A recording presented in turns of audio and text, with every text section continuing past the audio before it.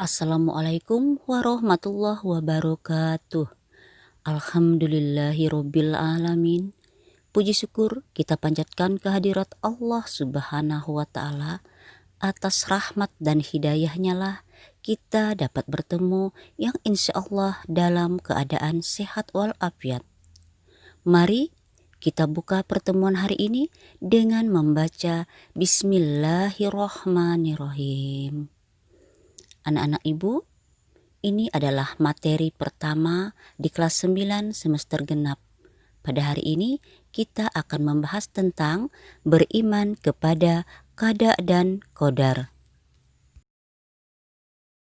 Kompetensi dasar pada pertemuan hari ini adalah yang pertama, menunjukkan perilaku tawakal kepada Allah Subhanahu wa taala sebagai implementasi pemahaman makna beriman kepada qada dan qadar. Yang kedua, memahami makna iman kepada qada dan qadar berdasarkan pengamatan terhadap dirinya, alam sekitar, dan makhluk ciptaan Allah. Dan yang ketiga, menyajikan dalil nakli tentang adanya qada dan qadar. Sedangkan tujuan pembelajarannya adalah yang pertama, kita akan melihat apa itu pengertian dari qada dan qadar. Yang kedua, dalil nakli tentang adanya qada dan qadar. Yang ketiga, macam-macam takdir. Yang keempat, bagaimana perilaku beriman kepada qada dan qadar.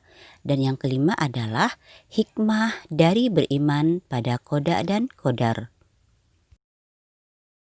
Anak-anak ibu, coba kita lihat dan renungkan kejadian-kejadian yang ada di bumi ini.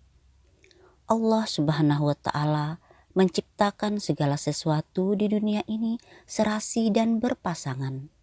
Ada siang, ada malam, ada kaya, ada miskin, ada sakit, ada sehat, ada matahari terbit, ada matahari terbenam, adanya bencana-bencana alam seperti gunung meletus, banjir, adanya kelahiran, kematian, keindahan alam. Semua ini merupakan kehendak Allah Subhanahu wa taala agar kehidupan manusia di dunia ini berjalan dengan harmonis. Sekarang kita akan melihat apa itu pengertian dari beriman kepada qada dan qadar. Pengertian iman secara istilah adalah mempercayai dengan sepenuh hati, mengucapkan dengan lisan, dan mewujudkan dengan perbuatan. Sedangkan pengertian qada yaitu ketentuan atau ketetapan Allah Subhanahu wa taala yang terjadi sejak zaman ajali. Zaman ajali adalah zaman ketika segala sesuatu belum tercipta. Dan pengertian dari qadar secara istilah adalah perwujudan dari ketetapan akan segala sesuatu yang berkenaan dengan makhluk Allah Subhanahu wa taala. Antara qada dan qadar terdapat hubungan erat dan merupakan suatu kesatuan. Qada merupakan ketentuan, kehendak, dan kemauan Allah Subhanahu wa taala. Sedangkan qadar merupakan perwujudan dari kehendak Allah Subhanahu wa taala. Qada dan qadar biasa kita sebut dengan istilah takdir. Dengan demikian, beriman kepada qada dan qadar adalah mempercayai dengan sepenuh hati serta menerima semua ketetapan Allah Subhanahu wa taala atas makhluknya. Dalil nakli tentang adanya qada dan qadar bisa kita lihat dari Quran surah Al-Qamar ayat 49 yang berbunyi Inna kulla syai'in khalaqnahu biqadar, yang artinya sesungguhnya kami menciptakan segala sesuatu menurut ukuran. Ayat tersebut menegaskan bahwa segala sesuatu di alam semesta ini telah ditentukan ukurannya oleh Allah Subhanahu wa taala. Segala sesuatu yang akan terjadi telah diketahui dan direncanakan oleh Allah Subhanahu wa Ta'ala. Tidak ada satupun makhluknya yang mengetahui ketentuan Allah ini.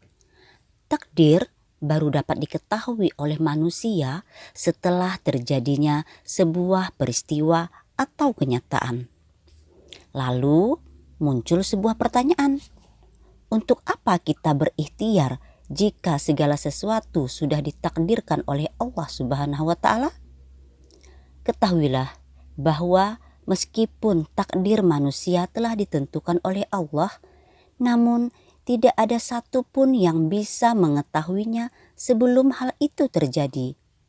Hal inilah yang menjadikan manusia tetap wajib berusaha untuk meraih yang terbaik. Allah Subhanahu wa Ta'ala akan memberikan jalan kepada manusia untuk menjalani kehidupannya dengan cara berusaha sekuat tenaga serta mengiringinya dengan berdoa.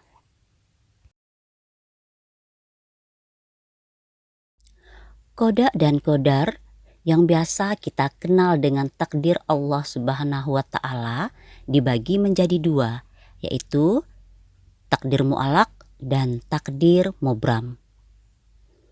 Takdir mu'allaq merupakan takdir yang berhubungan dengan usaha manusia. Maksudnya, takdir mu'allaq ini masih dapat diubah dengan usaha manusia itu sendiri. Contoh, kepandaian, kesehatan, kemakmuran, seperti yang tercantum dalam potongan surah Ar-Ra'd ayat 11 yang artinya, sesungguhnya Allah tidak akan mengubah suatu kaum sebelum mereka mengubah keadaan diri mereka sendiri. Contoh dari takdir mu'allaq, misalnya seseorang yang mempunyai IQ biasa-biasa saja atau rata-rata bisa meraih kesuksesan apabila dia belajar dengan tekun dan rajin berusaha. Contoh yang lain lagi, misalnya ketika kita sakit, kita harus berusaha misalnya dengan minum obat, berobat. Jadi jangan pasrah dengan keadaan yang ada. Selanjutnya adalah takdir mubram, yang merupakan takdir yang berhubungan dengan hak prerogatif Allah Subhanahu wa Ta'ala sebagai Tuhan. Manusia tidak dapat mengubahnya sedikit pun. Contoh, kematian, jenis kelamin, hari kiamat, bentuk bumi yang bulat, ajal, sebagaimana tercantum pada ayat berikut yang artinya, dan setiap umat mempunyai ajal atau batas waktu. Apabila ajalnya tiba, mereka tidak dapat meminta penundaan atau percepatan sesaat pun. Quran Surah Al-A'raf ayat 34. Ini adalah contoh-contoh dari takdir mubram.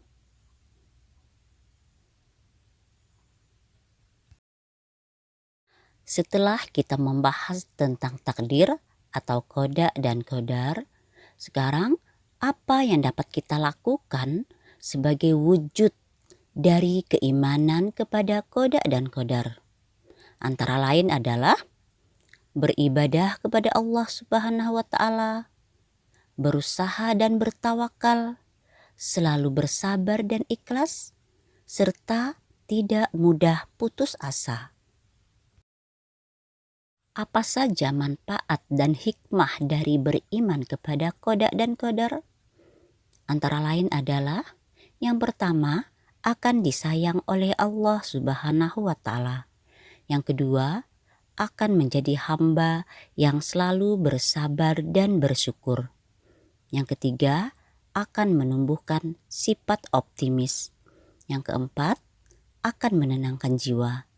Yang kelima, akan menjauhkan diri dari sifat sombong.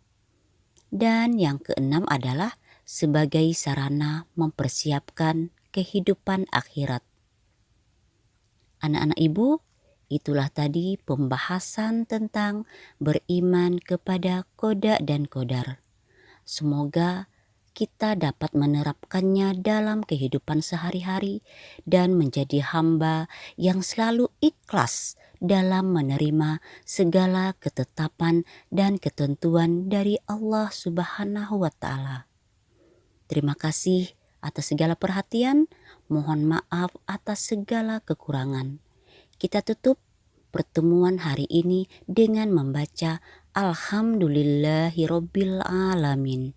Assalamualaikum warahmatullahi wabarakatuh.